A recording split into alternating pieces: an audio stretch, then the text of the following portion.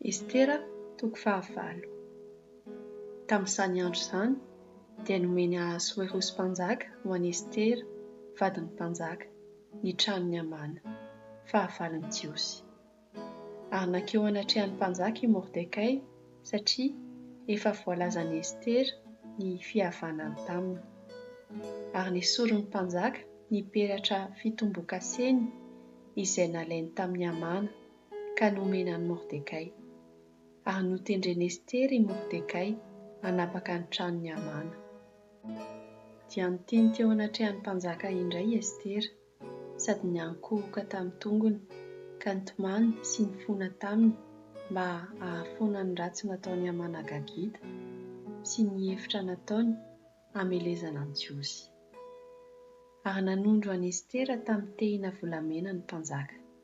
Dia nitsangana Estera ka nijoro teo anatrehan'ny mpanjaka ary niteny hoe: raha sitraky ny mpanjaka ary mahita fity eto imasiny aho, sady ataon'ny mpanjaka ho mety izany, ka mahita sitraka eto imasiny aho, dia aoka hisoratra nova ireny taratasy voahevitra Hamana, zanaky Hamedota, Agagita ireny, izay nosoratany mba handringanana ny Jiosy any amin'ny farim-piadidiana rehetra manerana ny fanjakan'ny mpanjaka.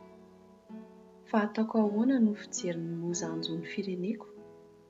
Ary ataoko ahoana no fijery ny fandringanana ny fianakaviako? Dia hoy Ahaswerosim-panjaka tamin'i Estera, vadin'ny mpanjaka, sy tamin'i Mordekay Jiosy: indro ny tranony Hamana dia efa nomeko an'i Estera. Izy dia efa nahantona tamin'ny hazo satria nanatsotra ny tanany hamelony Jiosy. Ary manorata amin'ny anaran'ny mpanjaka, arak'izay sitrakareo kosa ianareo, hamonjena ny Jiosy ka tombohy amin'ny peratra fitomboan-kasen'ny mpanjaka izany. Fa tsy misy mahavadika ny soratra izay voasoratra tamin'ny anaran'ny mpanjaka sy voatomboka tamin'ny peratra fitomboan-kasen'ny mpanjaka.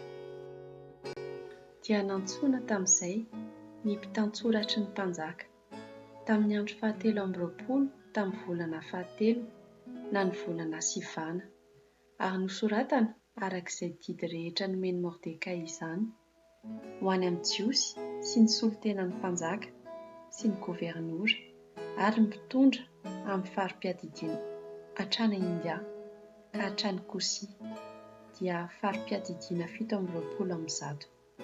Ny farim-piadidiana tsirairay araka ny fomba fanoratany avy, ny firenena tsirairay araka ny fiteniny avy, ary ny Jiosy araka ny fomba fanoratany sy araka ny fiteniny. Nisy taratasy nosoratana tamin'ny anaran'ny Ahaswerosim-panjaka ka notombohina tamin'ny peratra fitomboan-kasen'ny mpanjaka. Ary ny taratasy dia nampitondraina ny iraka aingam-pandeha, mitaingi-tsoavaly sy soavaly aingam-pandeha ary apondra avy ao amin'ny trano-tsoavalin'ny mpanjaka.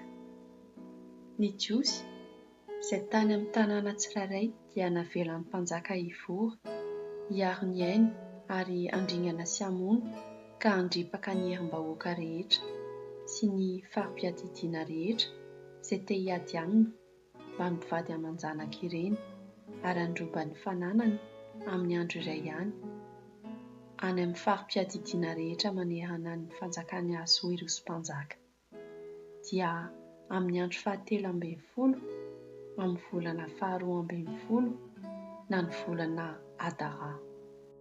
Ny dika mitovy amin'ny teny natao didy ho amin'ny farim-piadidiana tsirairay manerana ny fanjakana dia novakiana tamin'ny olona rehetra mba hampiomana ny Jiosy ho amin'izany andro izany, izay hamaliny ny fahavalony. Dia lasa ny iraka aingam-pandeha izay nitaingina soavaly aingam-pandeha sy apondra no hafainganina sy nododona ny tenin'ny mpanjaka izy ireo, ary novakiana teny Sosana, tanàna Memanda koa ny didy. Tamin'ny nialan'ny Mordekay teo anatrehan'ny mpanjaka dia nanao akanjo fiandrianana manga sy fotsy izy sady nisatroka satroboninahitra volamena lehibe ary ny akanjo lava rongony fotsy madinika sy volomparasy. Dia faly sy ravoravo ny tanana sosany. Teo amin'ny jiosy dia fahazavana ary ravoravoana, fifaliana ary voninahitra. Ary teo amin'ny farim-piadidiana tsirairay manerana ny fanjakana sy teny amin'ny tanàna tsirairay izay nahatongavan'ity mpanjakana sy ny teniny dia nahazo hafaliana sy haravoravoana ny jiosy sady nanao fanasana sy andro fifaliana. Ary maro ny olona tokotany no nitony tena ho jiosy satria nahazo azy ny fahatahorana ny jiosy.